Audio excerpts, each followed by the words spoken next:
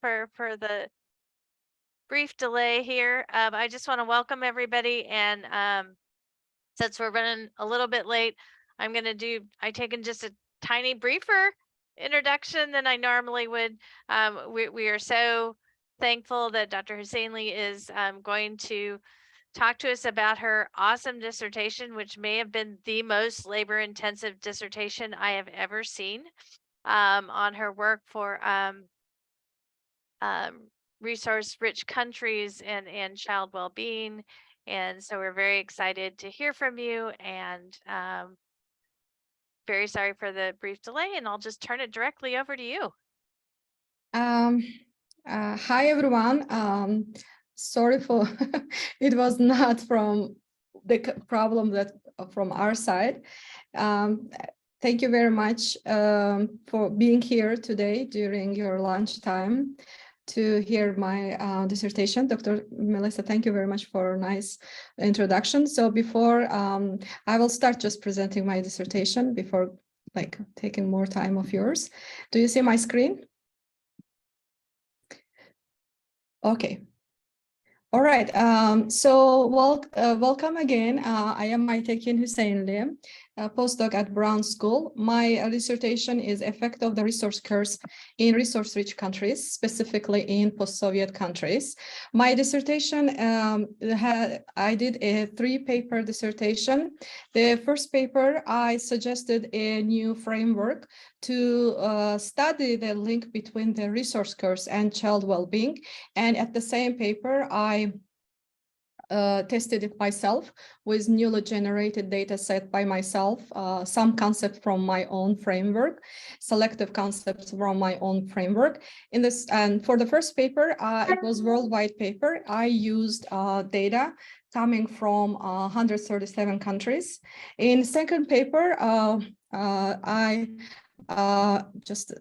gonna quit it because otherwise it will just keep coming emails.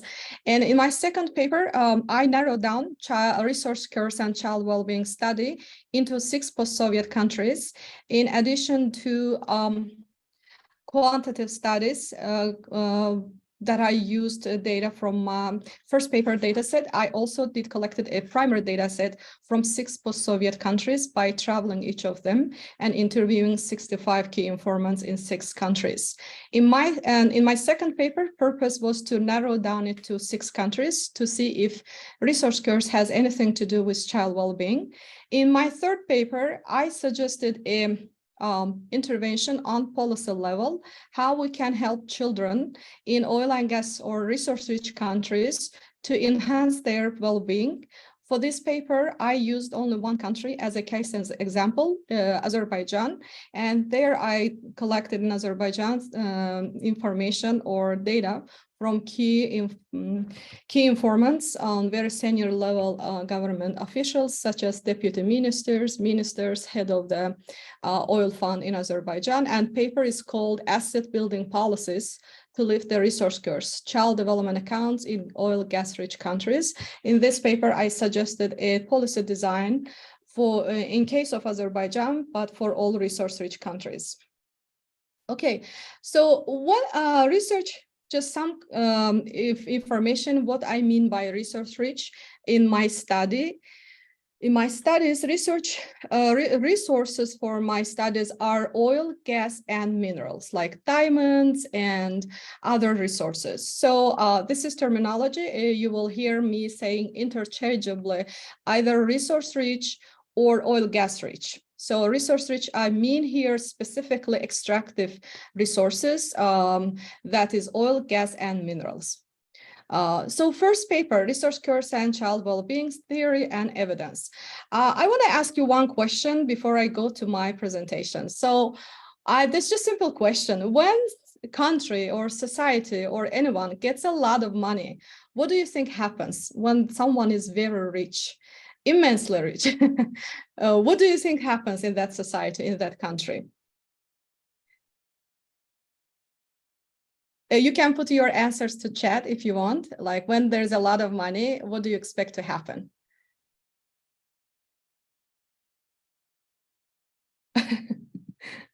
Let me see if there's some Some cows, yeah, lots of ideas, little directed action. Okay. Yeah, I mean, usually first instinct would be that, a lot of development, wealth inequality, that's true too. Yes. Yeah, it is irrelevant, yes, to my research as well. So I will give you an example from the perspective of children, what happens in those countries, in certain countries when they get a lot of money from resources such as oil and gas specifically. So why this is important, because about 1 to 4 billion of children live in 154 low to middle income countries. And half of these middle income countries, about 75 of them, have the resources such as oil, gas, and minerals. But these countries have enough money, enough resources, financial wealth, to put in a place a very good child protection or child well-being system or general social well-being system to improve the lives of children. But unfortunately, this is not the case. Research for since 1960s, research on oil and gas rich countries in low to middle income countries show that it is not the case. Those countries who get a lot of oil and gas money, is like low to middle income countries, they apparently have a negative development despite the immense wealth coming from their natural resources. These countries usually are termed as a resource curse countries, and these countries have poor economies, weak institutions, wide income gaps between the rich and poor, high inequality, less developed social protection system, institutionalized corruption, nepotism. So this regressive development is identified by scholars in this field as a resource curse. Again, I'm kind of repeating myself, which is a regressive development despite oil and gas money. And in development, they are lagging behind the same income level countries when they have oil and gas. And these countries, this is the problem, the resource curse, when there is a lot of money coming from oil and gas, is the problem of the low to middle income countries. The other developed nations, such as United States, New Zealand, Australia, Canada, Norway, for instance, they have money coming oil and gas, but they are not the victim of the resource curse. Another name of the resource curse of paradox of plenty. It means that although there is plenty of money, there is no development or underdevelopment. And these countries are usually also more authoritarian, more prone to conflicts, internal or external, less economically stable, and they usually have social conflicts going on, some kind of political stability always going on in these countries. Since 1960s, as I mentioned, this phenomenon have been studied, the resource curse phenomenon, its effects on societies have been studied by scholars in political and economic schools. And since 2000, scholars started discussing its effect on social protection generally. And there are very few papers that are looking at the situation of these children in this very oil politics, let's say, in the context which is very complicated by oil and gas politics. So I suggested a framework to test this relationship. And here is my framework. What I'm suggesting, as you see in the left side, there is a resource curse, which are identified or measured by natural resources such as oil, gas, mineral, and political factors such as corruption, weak institutions, poor governance, or policy failure, autocracy, lack of political will and commitment, and then economic factors also are signs of the resource curse, such as resource dependency, poverty. These economies, which resource cursed, they also are called resource dependent economies, which means that they develop a lot of their oil and gas industry by ignoring other sectors, such as service sector, agriculture. They're mostly focusing on that oil and gas, and about 80% of the national GDP comes from the oil and gas money, and that's why they're called resource-dependent economies. And I suggest that resource curse affects the children through social protection. There is direct relationship and also mediator relationship through social protection, as child well-being in most of the countries is part of the social protection system.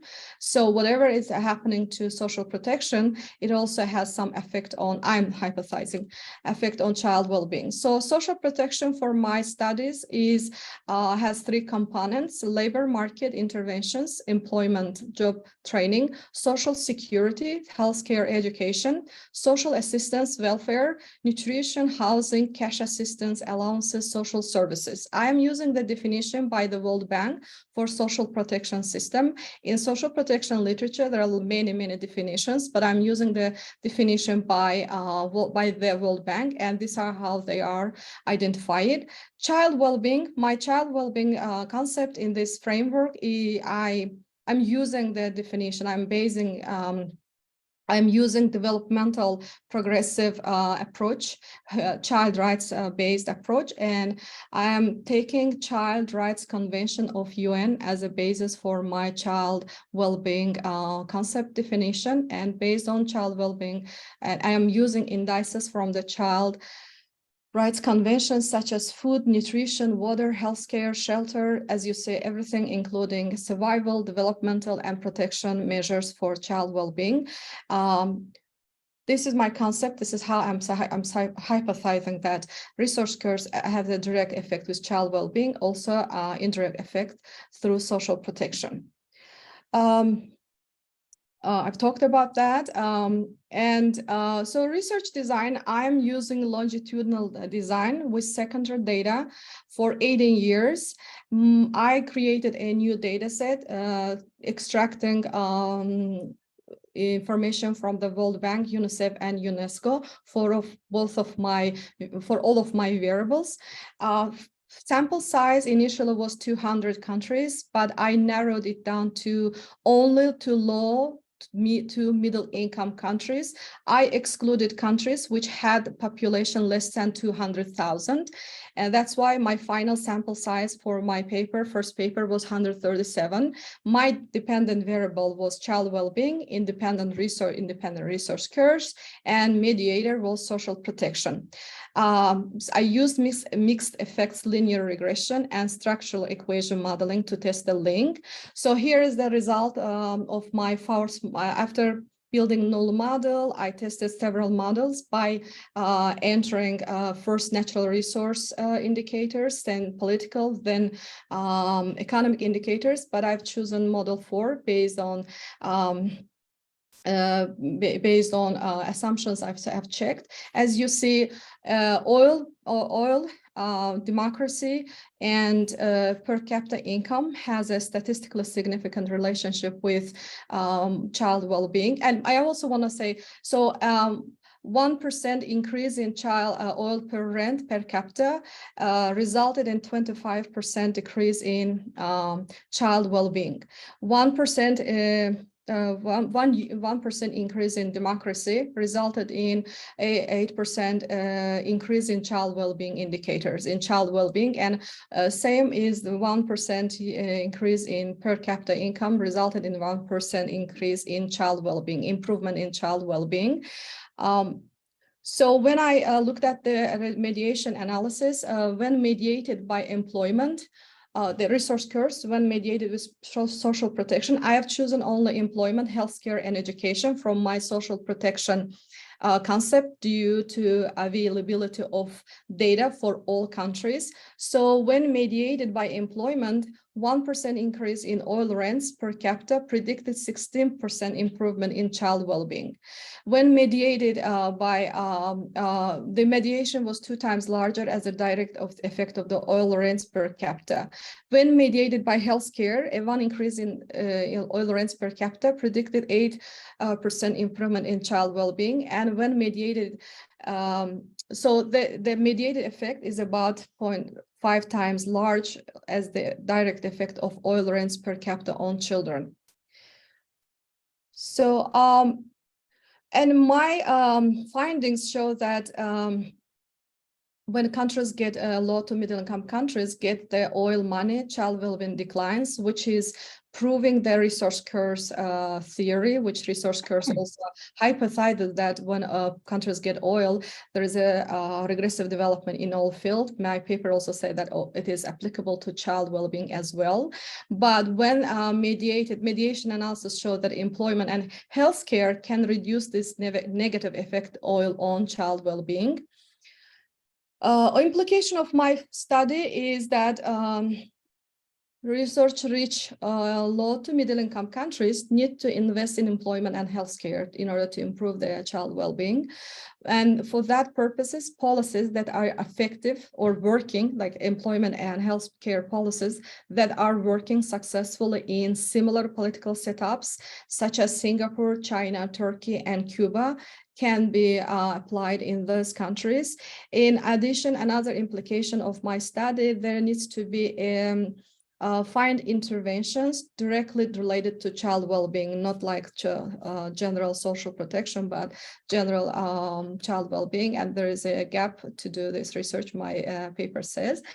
And the contribution of my paper is to enhance the resource curse literature on vulnerable groups, because there is a there is a gap on vulnerable groups situation in the resource curse literature. As I mentioned earlier, since so far economists, political scientists studying it from the perspective of democracy, governance, there is not much literature on vulnerable groups. Like a couple of papers we can count by hand.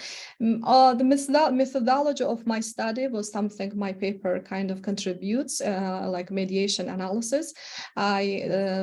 Everything being equal, but as far as I read until my dissertation, I didn't see any study with mediation analysis. My child well-being index, there are a couple of papers which specifically looked at the relationship between the resource curse and child mortality and neonatal mortality. But my child well-being index, which I've created for this paper, has indices in addition to health indicators, health indices from education, and also from nutrition. So this is something new my paper, my dissertation contributes. Yes, mediation analysis, I said about that.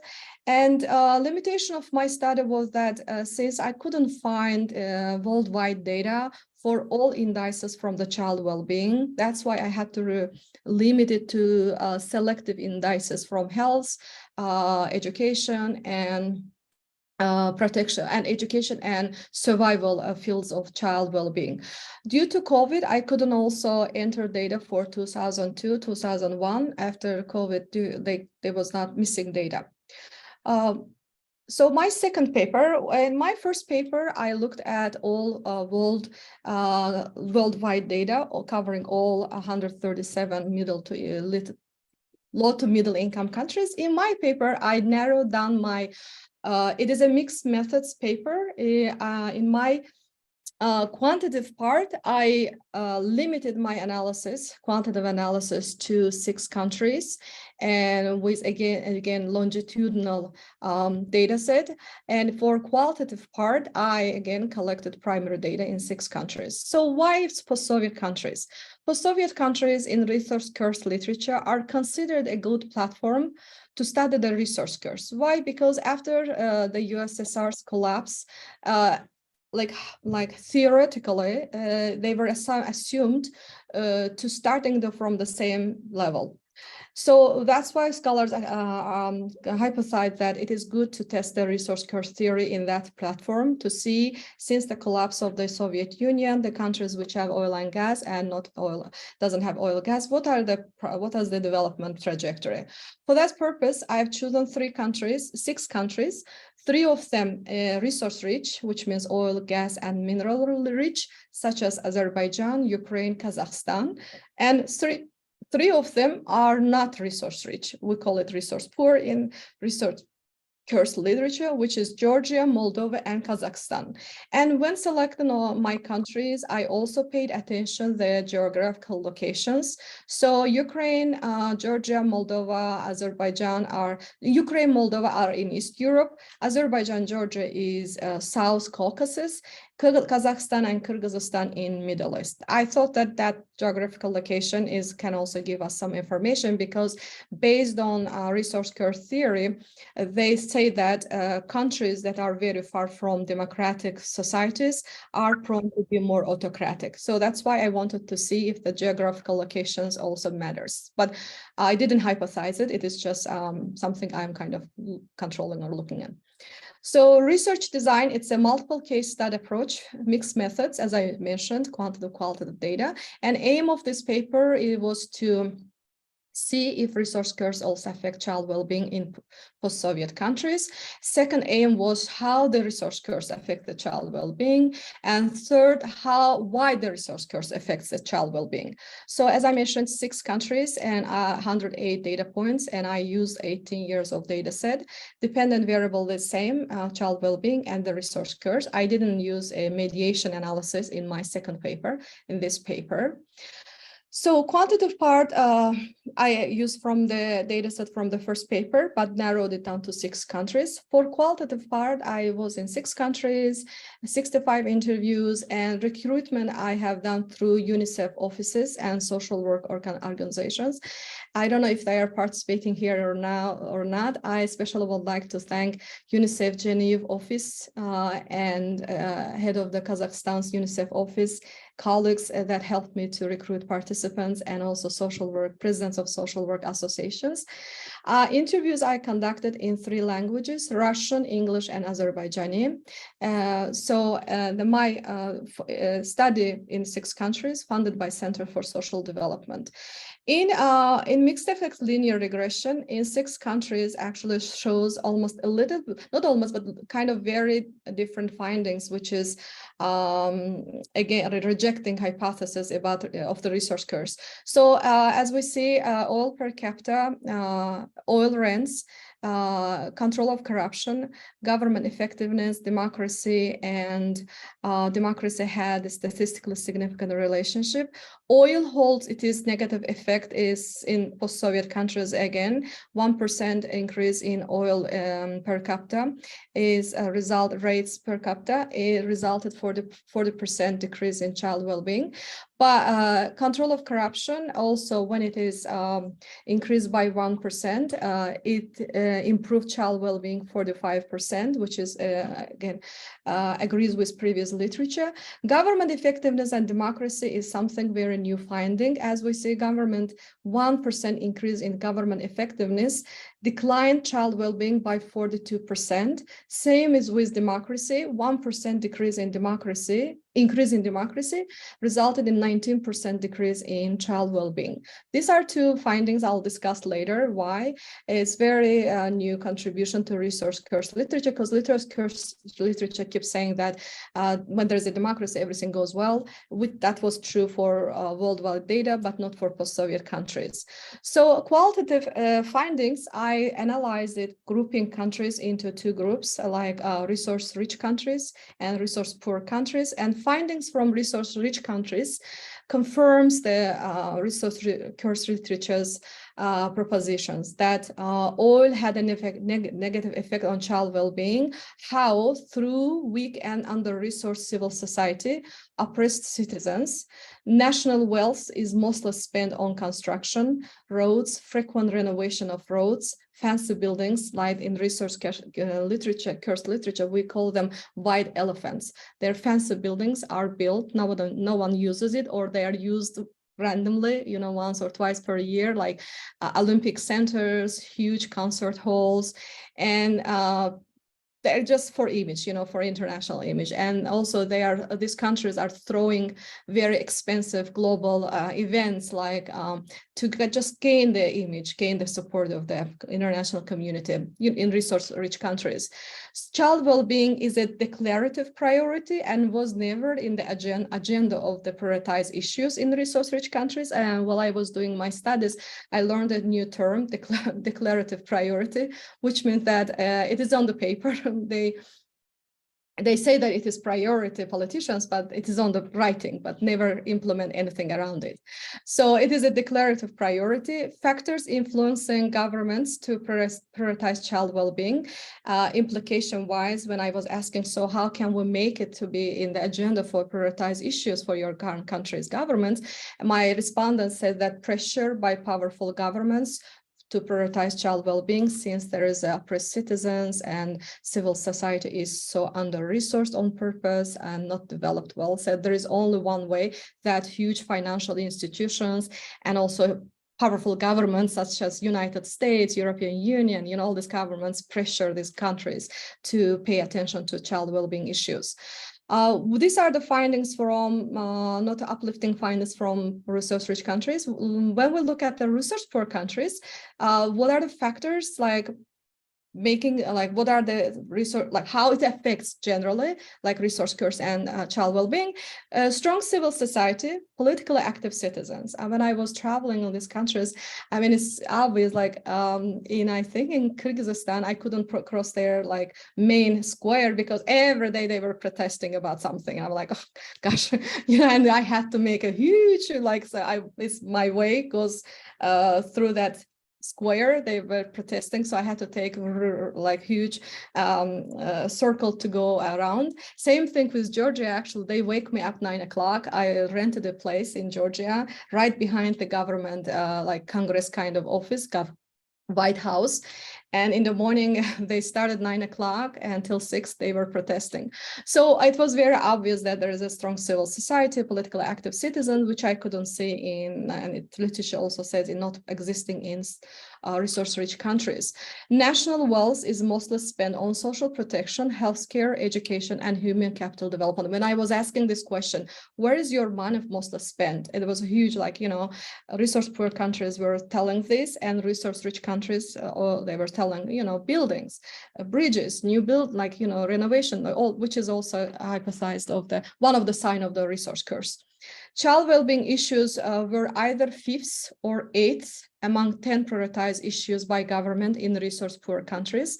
Factors influencing governments to prioritize child well-being, awareness raising. There still was issues, of course. These countries also were not there as they wanted in terms of child well-being. And when I asked that how we can make it more effective, that you get the child well-being system as you want, respondents in resource-poor countries said that awareness raising on child rights among policymakers, because it works. When they understand how it is important, they act on it. And strengthening civil society and empowering citizens, because this is how reforms happen in these countries. Civil society and empowered citizens are able to be around the table with government. They're able to affect the decisions of policymakers, adopt this, not adopt this, do that. So there needs to be continuing investment in strengthening civil society and empowering citizens, since it's working. But my two hypotheses of research curves were supported by my study. Oil revenues and corruption affect child well-being negatively in resource-rich post-Soviet countries. Two hypotheses of resource curves were rejected by my study. The existence of democracy and government effectiveness didn't improve the child well-being. Why? Because democracy in post-Soviet countries is weak. It is also imposed, according to the literature, imposed democracy by the voice. It is not organically generated democracies in these countries. There is a huge still influence by Russia. So everywhere you could see Russia's influence, and another factor was that when I was talking in resource-poor countries, why you are not very effective in child well-being, they were all of them, and all my key informants were complaining about the frequent changes in governments and policy implementers in resource-poor countries where democracy, exists. They say that we start some reform, we start educating these policymakers, then election happens, president changes, a new president brings everyone new in his team. Our reform interrupts, we have to start again, everything, we again start everything, again, a government changes, again, we have to start, even in one country.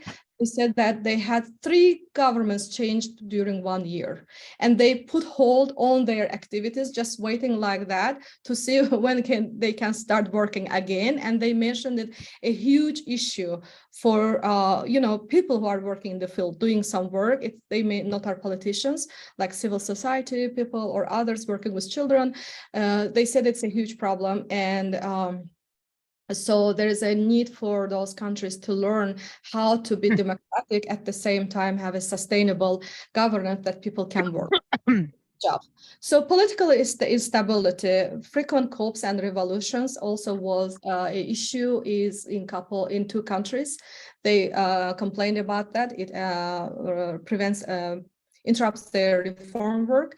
Positions also are appointed based on corruption, not based on capability. Actually, this last one, like a workforce and a corruption and not based on your knowledge, is mentioned by all 6 countries, which is a very general issue by all 6 countries. So 2 findings of this study make several contributions. The findings of this study make several contributions. Enrich resource curse literature on child well-being literature on post-Soviet countries, and negative relationship between democracy, government effectiveness, and child well-being is another findings, which is a new contribution. And mixed methodology of the study is also a new contribution. In resource curse literature, they're not much mixed methodology. They're either quantitative or qualitative. So this is one of the contribution. So my limitations when I was doing this study was political sensitiveness of interview questions in resource-rich countries. So I had to be a little bit careful. My respondents were not always giving me full answers. So I couldn't also just get more information respecting their rights to not to answer. Conclusion: resource poor countries, there's needs investment in civil society and empower citizens, that since it is these 2 works in pushing forward reforms. And resource-rich countries, powerful countries, put child well-being issues on agenda during the discussions with the leaders of these countries. Financial institutions, again, need to push for reforms in child well-being, such as financial institutions such as the World Bank, International Monetary Foundation, all these big countries which are giving credits or to these countries, they need to also raise child well-being issues. So these are the issues we talked about, like what's happening. Now, my 3rd paper, I suggested policy level intervention, how we can help children in oil gas rich countries. So 3rd paper is called Asset Building Policies to Lift the Resource Curse, Child Development Accounts in Oil and Gas Rich Countries, Asset Building Policies and Child Development Accounts, Brown School Center for Social Development. We are doing a lot about that, and I kind of merged 2 ideas, and it is published paper. You can read it as well. So the resource curse scholars and literature say that lifting the resource curse can change the trajectory of development of resource-rich middle to income countries. For that purpose, in 1970s, when one of the resource-rich countries totally failed by misusing their natural resources through international parties and everything, the world community suggested these countries to create an account, macro level account, countrywide account, to save their money coming from natural resources for future generations. Now these accounts are called sovereign funds or national oil funds. The purpose is to save the money, not to use money now, but save it for the future generation and develop other parts of the economy. So since then, since 1970s, 62 accounts were established. 58 of them have funds, but only 11 accounts out of these 58 have benefited the citizen. So the rest of the accounts, again, were used by political and economic elites of these countries to have a luxury lifestyles, to have, just, I don't know, like to have luxury like lifestyles. And in some countries, they used money overnight, like $1 trillion were kind of missing overnight. So politicians divided it between themselves, used in those countries. And as these countries are also autocratic, citizen has nothing to say, not able. So it's not working. So research saw that these funds, like global macro level funds, are a black box for people, for everyone. Nobody knows what's happening there. Politicians are using it there for own sake, instead of saving for future, instead of using it for people's welfare. So and that's why recently, like 20 years ago or 10 years ago, scholars started discussing the idea, instead of saving in that big macro accounts, why don't we give this money to people directly? And research showed that how people can use the money on their own benefit for nicely, effectively. Since like 15 years, this idea has been in discussion, oil to cash. There are a lot of this kind of campaigns going on. And I suggested child development accounts for children, which is linked for this money. So my idea is to kind of create a saving account for every child in these countries to gear money to that individual accounts, which is child development accounts. And so for that, in order to propose a policy design, I have done additional qualitative research in Azerbaijan. So generally, information about children's case, why we need account, comes from 94 key informants. I think there's someone's mic is open. Can I ask for you? Mute. Yeah. So in addition to general why, to justify why we need this account, I based my justification for 94 key informants, including 36 from Azerbaijan. So for that specifically, I did primary data collection 2017, 18, 19.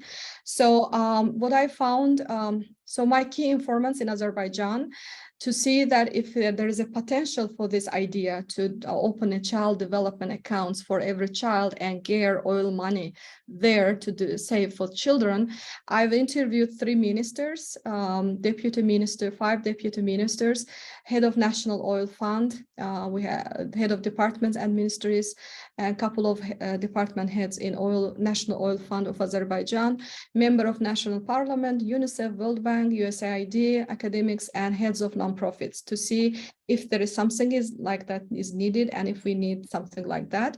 So my findings generally from all 6 countries show that child well-being policies and services, we need something like that child development account generally in those countries, which is effective, which is working, because existing child well-being policies and services in all post-Soviet countries, including my countries of studies, are ineffective. They are not helping children in any way. They are not they're just cash assistance, and amount is very small, is not able to lift children out of poverty. So a need for universal policies and services, because most of the policies right now are based on groups. You need to be part of some group, you need to receive them, and also these needs are not assessed. For instance, if you are the child of disabled person, you are eligible to get this fund, or if you are coming from the martyr family, doesn't matter you are rich or not, you are getting this government's assistance. So that's why we need universal policies and services. There was a huge, in Azerbaijan, for instance, there was huge willingness to launch the accounts, and vision of the Azerbaijan's leader was overlapping with the account, and Azerbaijan had the wealth to do something like child development accounts, and the stability in governance of the country allows it. Stability here, autocracy here works, there's a stability in the governance of the country, helps to have this kind of accounts. So I also used and there was available potential resources from oil and gas. Also, current financial resources in Azerbaijan allowed to do that. But there was a problem with private institutions and weak private financial institutions, limited number of the asset management institutions. Why I'm mentioning that? Because in my design, I considered all of them. And I considered these points when there is a weak private institutions, limited number of for asset management institutions. So, and also I based my policy design paper for the existing child development accounts, similar saving accounts around the world, like in Singapore, in Israel, Canada. I looked at their experience. I also used Center for Social Development suggestions for starting a child development account. So for Azerbaijan, what I suggest, universal eligibility, every child from birth gets it, automatic enrollment and starting at birth. Because if they are not automatically enrolled, the case of Canada, they have saving accounts for children, especially for, if they are not automatically enrolled, not everyone is enrolling. For instance, in Israel, child development accounts started in 2017, and there is 100% enrollment because government enrolls everyone when they are born. But in Canada, they have it for the last 30 years, saving accounts for children. Enrollment rate is 55%. Because it's not automatic enrollment, it's voluntarily, and sometimes, parents, they don't do it. So, and I also suggest, that's why I'm saying on automatic enrollment in Azerbaijan starting at birth, which is also one of the requirements of child development accounts scholars. And automatic initial deposit that happens, it is in Israel. They put half of their child allowances as automatic initial deposit, which kind of encourages families to put there and start the account. Incentives, one generally for everyone, which means that if parents put $1, government puts $1, or government puts $1, parents put $1, or caregivers put $1. This is designed, it's general design for everyone, but for low to middle income families to catch up with other rich families, it is 3-1 design, where one government puts $3, parents put $1, or one when it is 1 by parents, 3 by government, that can also catch up with rich family. Otherwise, there will be gap again. Israeli case showed that. Progressive subsidy. So it is called progressive subsidy when there is more funding from the government or from entities, institutions to low to middle income. It's called progressive subsidy. Ongoing deposit by the government, I suggest it coming from the oil and gas money, dividend from oil and gas money. I am suggesting centralized saving accounts because centralized platform, since we don't, like in Azerbaijan, there is issue with private institution base. It is Soviet history, Soviet time, everything was by the government. It is still continues, and plus people do not trust in in private banks. Actually, when I was doing my data collections, one of the banks was collapsed. For everyone was in bankrupted, was in shock. So if it is gonna be done by private banks, families won't be willing to put their dollars since there is no trust. So that's why I'm suggesting it is run as a social welfare measure by Social Protection Ministry, or some of the government organization does that. And Azerbaijan has very good infrastructure, a very good experience doing something like that with other subsidies, other allowances.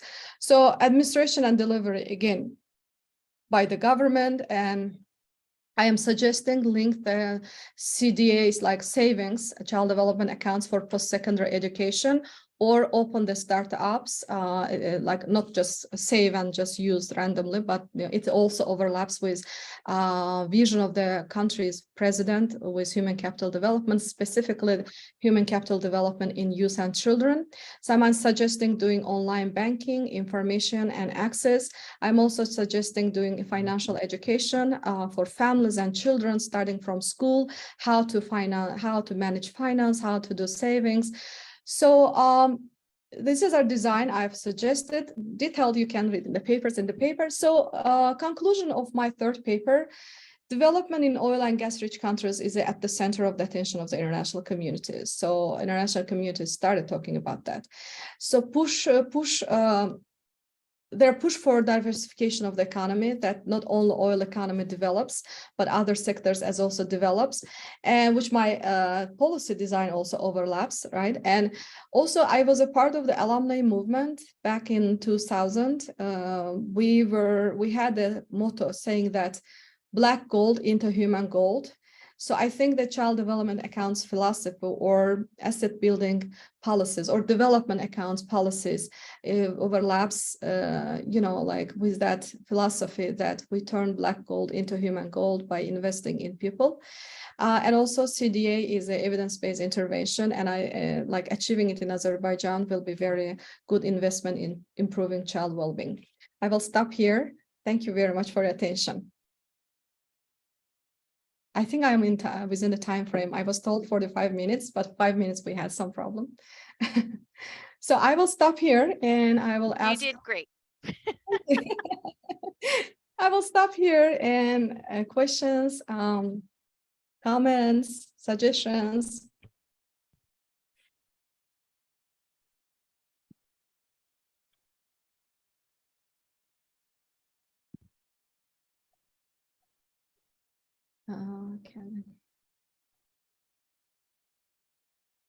Okay.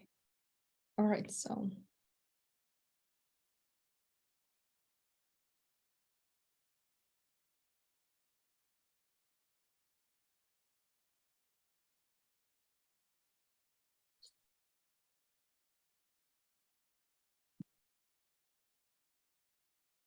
Thank you, Sal. Thank you. Hi, Aytakin. Thanks so much for inviting me. My name is Parinas, and I'm not in the field, but I enjoyed your dissertation and the talk. My question to you is that selecting those 6 countries that previously from Soviet Unions, what was the level of the starting point in these countries regarding child well-being compared to other countries that compared to other Middle Eastern or other countries that you had checked? Was it higher? Was it lower? Because that's also an interesting point, that what is the starting point? Thank you very much. It's a very good question. Generally, not all, I just want to make this statement.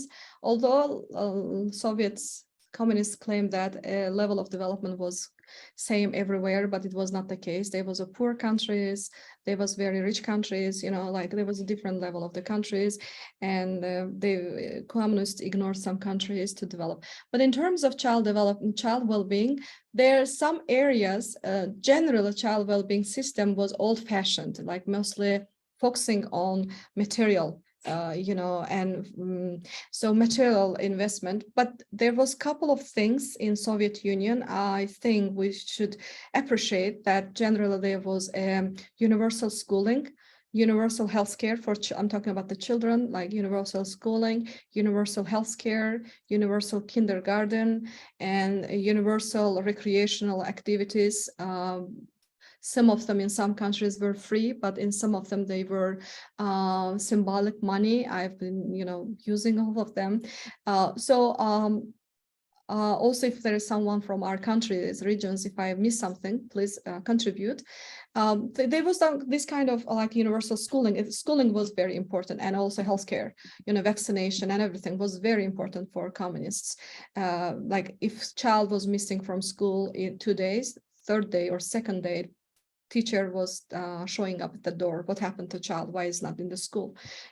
Schooling was in kindergarten. So these kind of things were accessible, universal. The quality is a second question. So I'm just talking about accessibility and provision. So healthcare, education, recreational, we had free camps, where we're eligible for free camps, recreational activities. Every community had huge recreation centers. We could go and take different kind of courses that we are interested. I was involved in dancing, for instance. Once I was taking writing courses. Every kind of, there was also other skills you can, carpentering, like cooking, culinary. So it was for children under 18, in addition to school, compulsory school. It was additional something provided by the government. We can go and develop our other recreational skills. Music schools, dancing schools, they were all free, accessible, or maybe it's very symbolic money. So I think these are the things we had in Soviet Union. I haven't looked at the Middle Eastern countries much, but you can tell me, Parinas Hanım, if you had in your society, as you're from Iran. But in our countries, we had it. And libraries like community-based libraries, free, medical points like polyclinics for children, and community level. So these are we had Soviet Union, and most of the countries still continue. Some of them were closed down, but then realized that, oh, they have done something wrong. So they're starting regenerating them again. Of course, in Azerbaijan, I found out, was talking to one of my friend from Georgia. She's also in child well-being. I didn't know that most countries didn't have universal child allowances. In Azerbaijan, we had universal child allowance. Every child from birth till 18 would get money from the government. Unfortunately, in 2006, it was canceled by the recommendation of the World Bank. And there was a couple of papers said that it was very effective in enhancing children's well-being in Azerbaijan.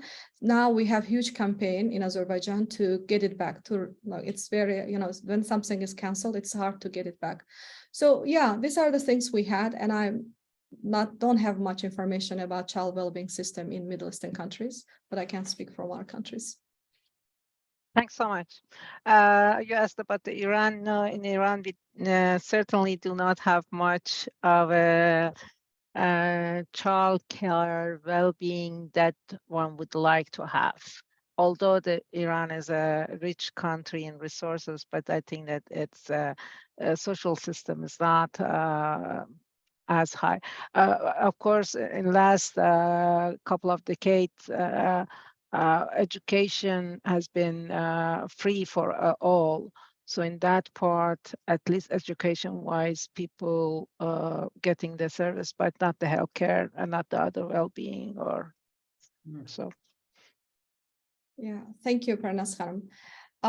Thank you. There are a couple of the questions. I probably will get them. Dr. John Fluke is asking, how generalizable would your findings be with respect of other countries, particularly high-income countries that may have similar structure or characteristic? How generalizable? We need more studies on that. I was thinking to look at even in the United States with differences in terms of child well-being, which have oil and which do not have oil. I don't have any answer to that, honestly, but I would think there might be some differences. Like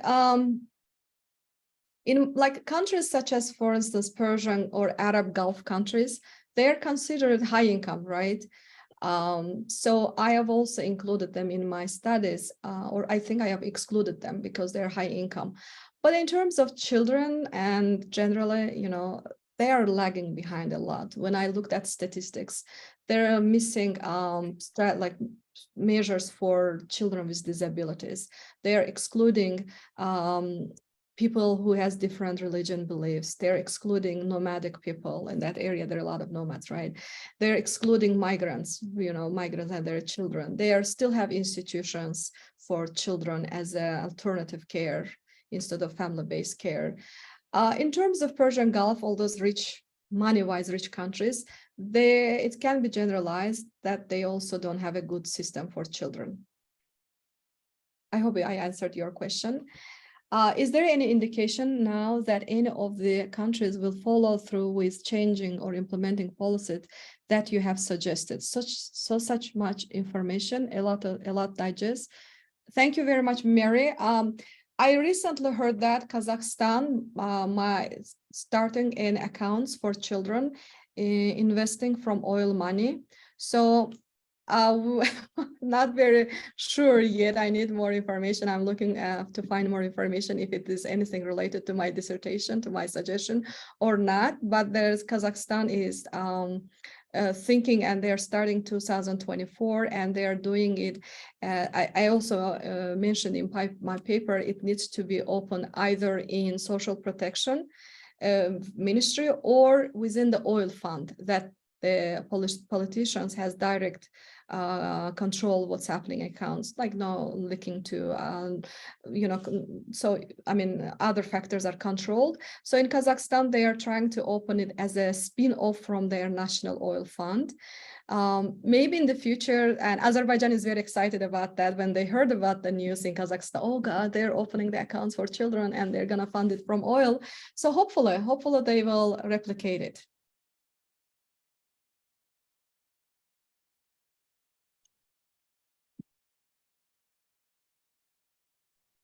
Thank you so much to everyone for joining today.